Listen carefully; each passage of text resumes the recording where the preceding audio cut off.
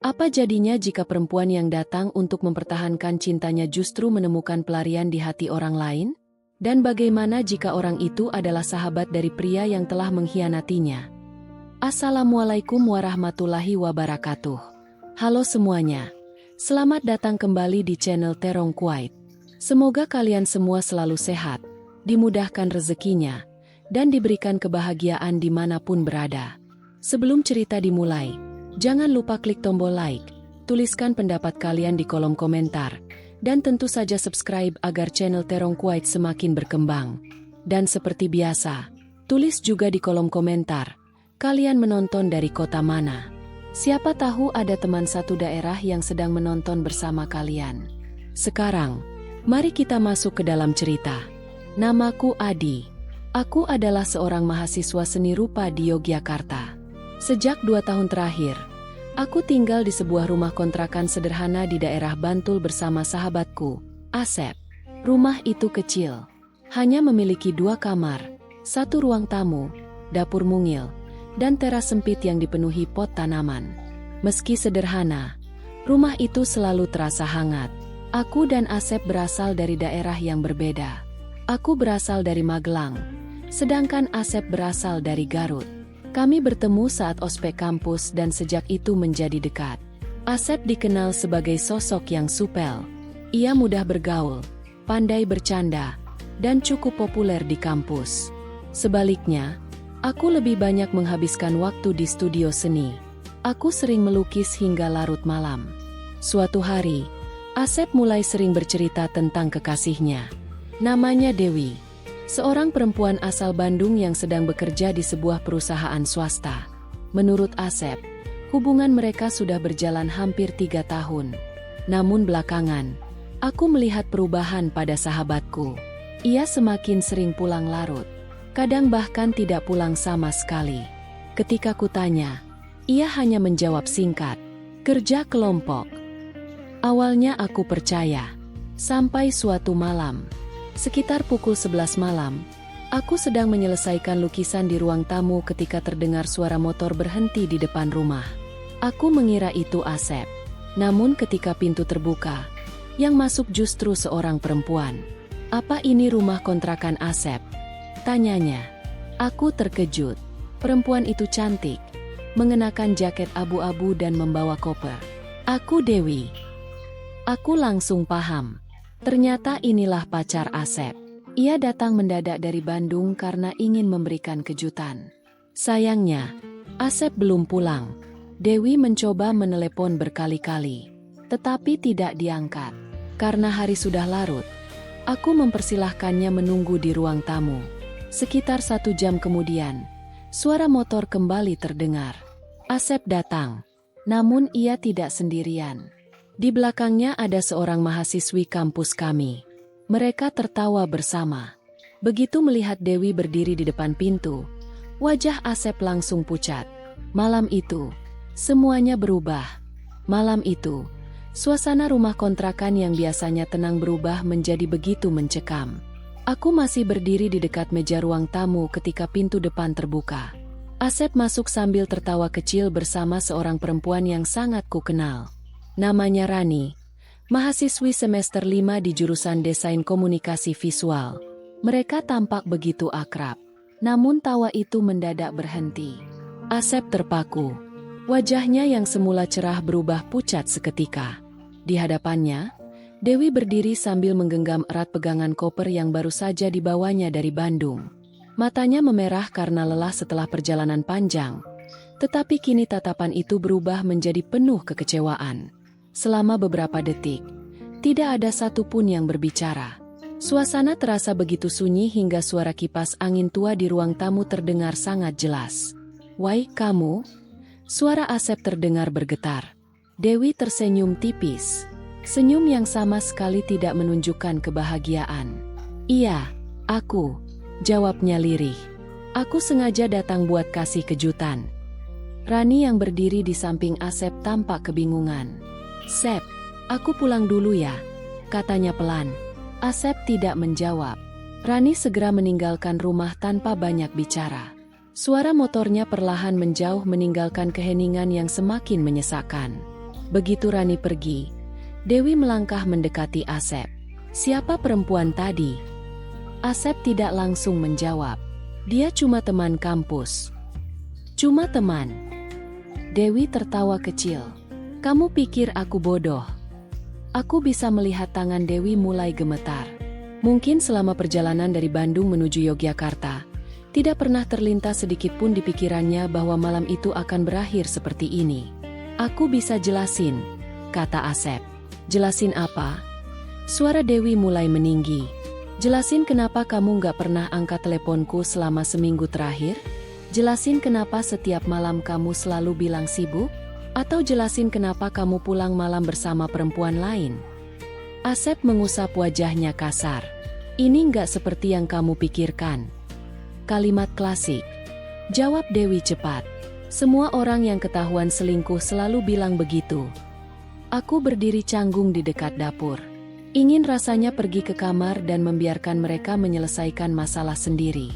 Namun aku juga khawatir pertengkaran itu akan semakin membesar. Asep mencoba mendekat, tetapi Dewi mundur. "Jangan sentuh aku.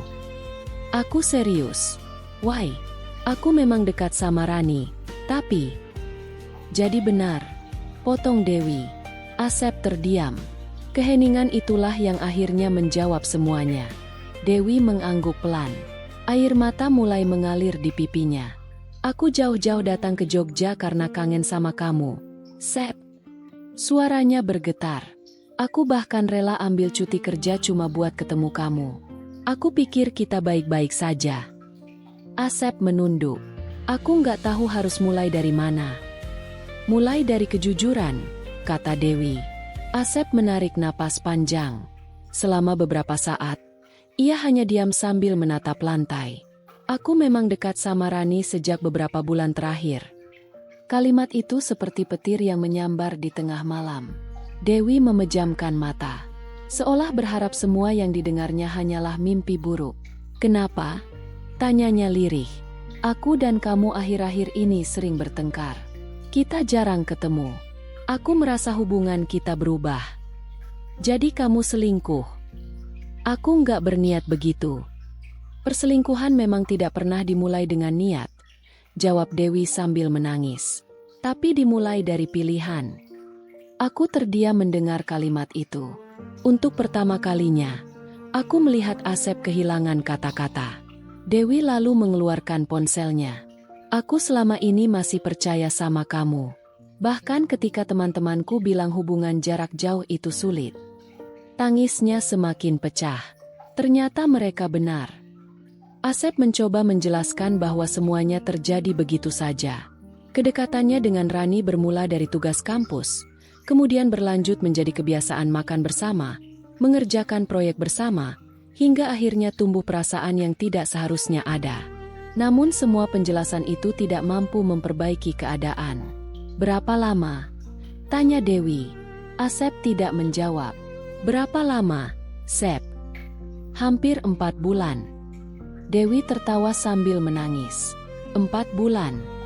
Artinya selama 4 bulan terakhir, setiap kata rindu, setiap ucapan sayang, bahkan setiap janji yang diucapkan Asep kepadanya telah bercampur dengan kebohongan. Pertengkaran semakin besar.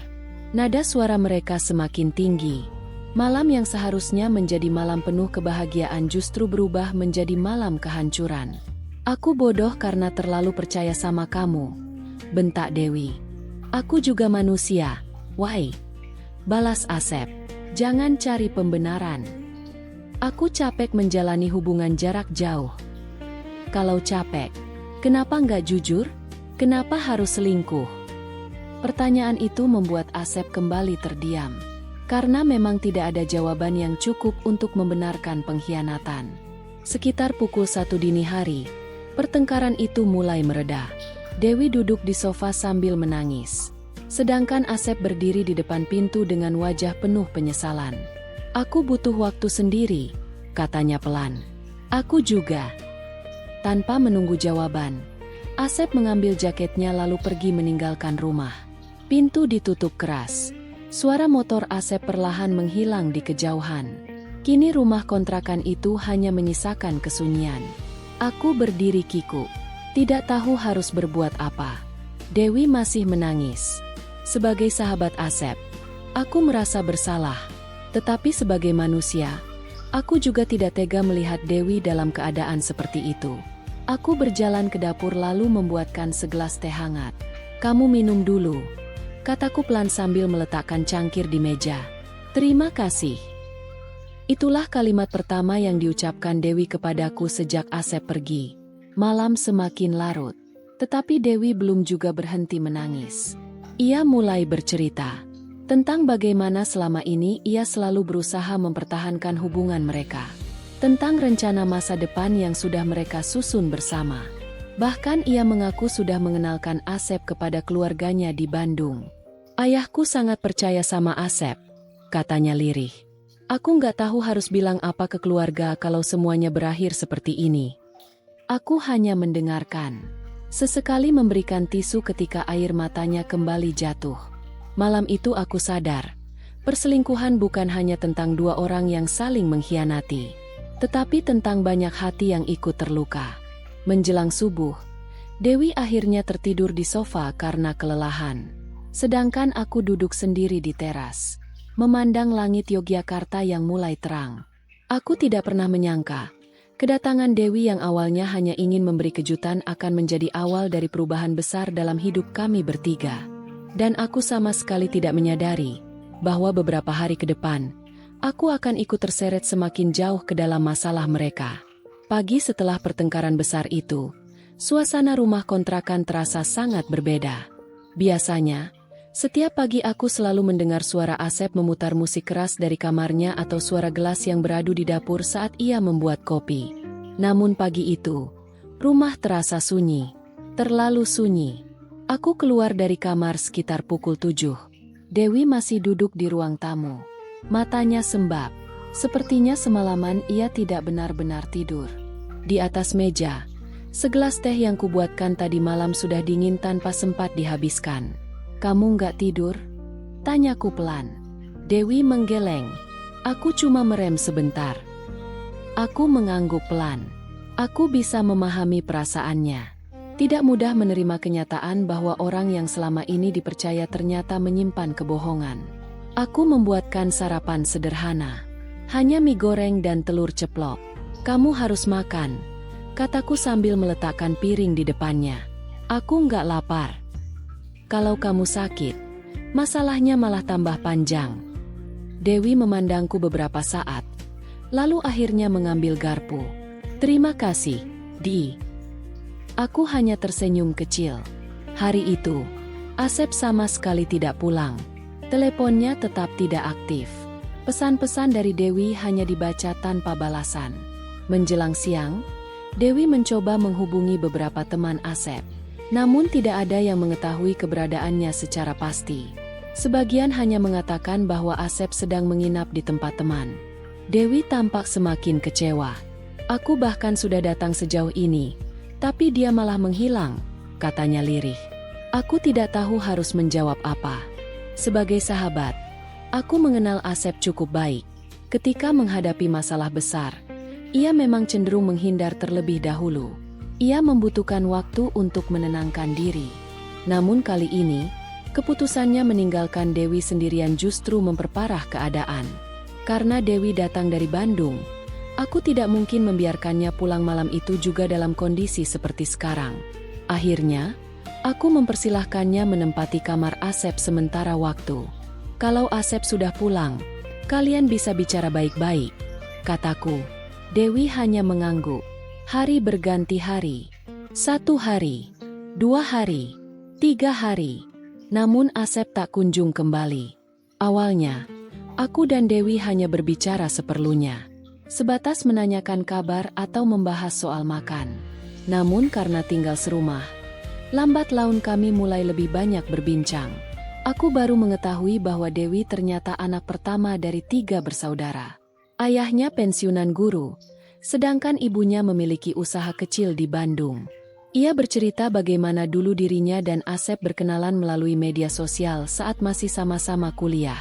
"Awalnya aku yang ngechat duluan," katanya sambil tersenyum tipis. "Serius?" "Iya. Dulu dia sering upload foto lagi gambar. Aku pikir orang seni pasti romantis. Aku tertawa kecil. Berarti Asep berhasil memberikan kesan pertama yang baik. Sayangnya cuma kesan pertama. Kalimat itu diakhiri dengan senyum pahit. Aku mulai menyadari bahwa di balik sikap Dewi yang tampak tegar, sebenarnya ia sedang sangat rapuh. Setiap malam, aku sering mendengar suara tangis pelan dari kamar Asep yang kini ditempatinya. Aku beberapa kali ingin menenangkan, tetapi selalu mengurungkan niat. Aku takut dianggap terlalu ikut campur. Suatu sore, ketika aku sedang menyelesaikan lukisan di ruang tamu, Dewi duduk di sampingku. "Lukisan kamu bagus," katanya. Aku menoleh. "Masih banyak yang harus diperbaiki." "Lukisan ini tentang apa?" Aku memandang kanvas di depanku. Di sana tergambar seorang perempuan yang berdiri di tengah hujan sambil memegang payung yang rusak. "Tentang kehilangan," jawabku. Dewi terdiam cukup lama. "Mungkin aku juga sedang kehilangan." Aku tidak menjawab, karena aku tahu beberapa kehilangan memang tidak bisa dijelaskan dengan kata-kata. Sejak hari itu, Dewi mulai sering menemaniku melukis. Kadang kami berbincang tentang seni, kadang tentang kehidupan, kadang hanya duduk diam sambil menikmati senja di teras kontrakan. Tanpa kusadari, hubungan kami menjadi semakin dekat. Suatu malam, ketika listrik padam karena hujan deras, kami duduk di teras sambil ditemani cahaya lilin. Hujan turun cukup lebat. Udara Yogyakarta terasa dingin. "Aku nggak pernah membayangkan hubungan kami bakal seperti ini," kata Dewi tiba-tiba. "Maksud kamu?" "Aku dan Asep." Aku diam. Selama ini aku selalu berusaha jadi pasangan yang baik. Aku mendukung semua mimpinya. Bahkan aku rela menjalani hubungan jarak jauh bertahun-tahun. Ia menatap hujan. Tapi ternyata semua itu nggak cukup. "Kamu sudah berusaha," kataku pelan. Dewi menggeleng. "Bukan soal usaha, Di." Lalu, ia menoleh ke arahku. Aku ingin Asep merasakan sakit yang sama. Aku langsung memahami maksud perkataannya. Dendam gak akan menyelesaikan masalah. Dewi tersenyum tipis. Kadang seseorang harus merasakan kehilangan supaya dia sadar. Aku mulai merasa arah pembicaraan ini tidak baik. Aku mencoba mengalihkan topik. Namun sejak malam itu, sikap Dewi berubah. Ia menjadi jauh lebih dekat denganku. Ia mulai sering mengajakku keluar. Mengajakku makan bakso di dekat kampus. Mengajakku berjalan-jalan ke alun-alun kidul. Bahkan beberapa kali ia ikut menemaniku mencari perlengkapan melukis. Awalnya aku tidak berpikir macam-macam. Aku hanya menganggap Dewi sedang membutuhkan teman. Lagi pula, ia sedang sendirian di kota ini. Namun perlahan, aku mulai merasakan sesuatu yang berbeda. Aku merasa nyaman ketika berada di dekatnya. Aku mulai menunggu kehadirannya setiap pagi. Aku mulai mencari-cari keberadaannya ketika ia sedang tidak ada. Dan itu membuatku takut. Karena bagaimanapun, Dewi adalah kekasih sahabatku. Suatu sore, saat kami sedang makan di angkringan dekat kampus, beberapa temanku melihat kami. "Wah, Adi, kenalin dong pacarnya," canda salah satu dari mereka. Aku langsung tersedak. Bukan pacar. Namun Dewi justru tersenyum. Sejak saat itu, rumor mulai menyebar. Banyak teman kampus mengira aku dan Dewi sedang menjalin hubungan. Aku mulai menjaga jarak. Aku sengaja lebih banyak menghabiskan waktu di studio kampus. Aku juga mengurangi percakapan dengannya. Namun suatu malam, Dewi mengetuk pintu kamarku. "Aku boleh masuk?" Aku mengangguk. Ia duduk di kursi dekat meja belajarku. "Kamu menghindariku?" tanyanya. "Enggak." "Kamu bohong." Aku menarik napas panjang. "Kita harus menjaga batas." "Why?" "Batas." "Iya." Dewi tertawa kecil. "Kamu takut sama Asep?" "Bukan." "Lalu?" Aku terdiam. Karena sebenarnya aku takut pada diriku sendiri. Aku takut perasaan ini semakin jauh. Dewi berdiri. "Lagi pula, Asep sudah menghancurkan hubungan kami. Apapun yang terjadi, kalian belum benar-benar selesai. Dewi menatapku cukup lama. Tatapan yang sulit kuartikan. Aku hanya merasa nyaman sama kamu, Di. Kalimat sederhana itu justru membuat hatiku semakin kacau. Malam demi malam berlalu. Aku berusaha meyakinkan diriku bahwa semua ini hanya rasa iba. Bahwa semua ini hanya bentuk kepedulian. Namun semakin aku menyangkal, semakin aku sadar bahwa aku mulai menyukai Dewi. Dan itulah kesalahanku. Aku membiarkan perasaan itu tumbuh. Aku membiarkan kedekatan kami berjalan terlalu jauh. Sementara Dewi, yang masih dipenuhi rasa sakit dan kemarahan, perlahan menjadikan kedekatannya denganku sebagai pelarian. Tanpa kami sadari, kami sedang berjalan menuju sebuah jurang. Aku duduk berdekatan, menikmati keheningan yang terasa hangat. "Adi," ucapnya pelan. Aku tersenyum, lalu menatapnya dengan sorot mata yang penuh ketenangan. Tidak banyak kata yang terucap, namun seakan memahami isi hati masing-masing. Dewi meraih tanganku dengan hati-hati. Jemari bertaut, menghadirkan rasa nyaman yang sulit dijelaskan. Hanya ada dua hati yang saling menemukan tempat pulang. Ketika jarum jam terus bergerak, kedekatan itu tumbuh semakin hangat. Dewi menyandarkan kepala di bahuku, dan Dewi merangkulnya dengan penuh kasih sayang. Tidak ada yang tergesa-gesa, hanya menikmati momen sederhana yang terasa begitu berharga. Saat tangannya dengan lembut memelukku, aroma parfum vanila khas tubuhnya menghilangkan akal sehatku. Tanganku menyisir semua lapangan bola yang lama terbengkalai, mencari sesuatu yang masih tersembunyi dan terbungkus. Aku terbuai. Aku menggiring bola menyisir setiap lapangan bola Dewi yang masih sangat subur. Kugocek bola bolak-balik, menyundul dan menendang bola ke sana kemari.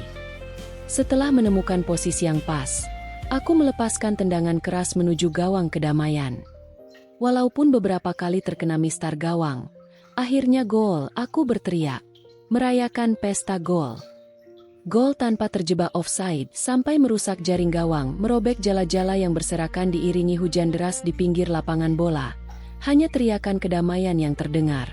Malam itu menjadi saksi tentang dua orang yang seharusnya dilarang saling mencintai, saling menjaga, dan memilih untuk menikmati kebersamaan dalam ketenangan.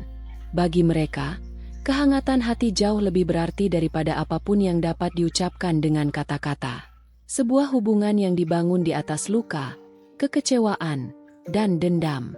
Hubungan seperti itu tidak pernah benar-benar sehat. Karena cinta yang lahir dari balas dendam seringkali tidak berakhir dengan kebahagiaan. Dan aku baru menyadarinya ketika semuanya sudah terlambat. 2 minggu kemudian, Asep kembali. Ia tampak lelah. Namun begitu melihat Dewi dan aku sedang berbincang di teras, ekspresinya berubah. "Apa yang terjadi di sini?" tanyanya. Tidak ada yang menjawab. Asep akhirnya mengetahui bahwa selama ia pergi, aku dan Dewi menjadi sangat dekat. Pertengkaran besar pun tak terhindarkan. "Aku sahabatmu, Di," teriak Asep. Aku tidak bisa membela diri, karena sebagian dari perkataannya benar. Aku telah melanggar batas. Dewi juga akhirnya mengakui. Kedekatannya denganku sebagian besar didorong oleh rasa sakit dan keinginan membalas perlakuan Asep. Kalimat itu seperti tamparan. Aku sadar, selama ini, aku hanya menjadi tempat pelarian, bukan tujuan. Tangis pecah. Persahabatan kami hancur. Asep pergi lagi. Kali ini bukan karena marah, tetapi karena kecewa. Sedangkan Dewi memutuskan kembali ke Bandung. Sebelum pergi, ia berkata, "Maaf, Di, aku terlalu terluka sampai menyakiti orang lain." Aku hanya mengangguk, karena aku pun bersalah. 3 bulan berlalu. Aku kembali fokus pada kuliah dan karya seni. Aku menuangkan semua pengalaman itu ke dalam sebuah seri lukisan bertema kehilangan. Tak kusangka, karya itu mendapat apresiasi besar dalam pameran kampus. Suatu sore, Asep datang. Kami duduk lama tanpa bicara. Akhirnya, ia membuka percakapan. "Aku juga salah." Aku tersenyum tipis. "Aku juga." Hari itu, Kami saling meminta maaf. Meski persahabatan kami tidak lagi sama seperti dulu, setidaknya kami tidak lagi saling membenci. Dari semua kejadian itu, aku belajar satu hal.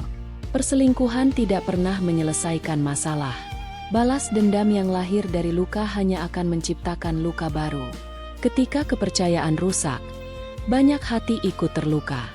Dan terkadang, orang yang tidak seharusnya terlibat justru menjadi korban. Kini, setiap kali melihat rumah kontrakan kecil itu, aku selalu teringat bahwa kesetiaan adalah sesuatu yang sederhana, tetapi sangat berharga.